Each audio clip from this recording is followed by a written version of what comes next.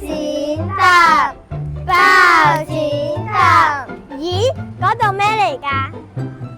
咦，點解嗰度咁污糟嘅？我哋應該執起嚟喎。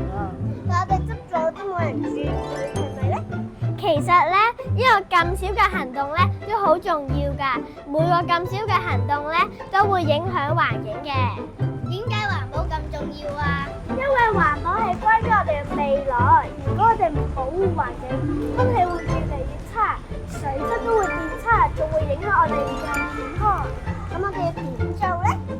首先，我哋要從身邊嘅小事做起，例如垃圾分類、回收可回收嘅垃圾，同埋我哋仲可以減少使用一次性嘅物品。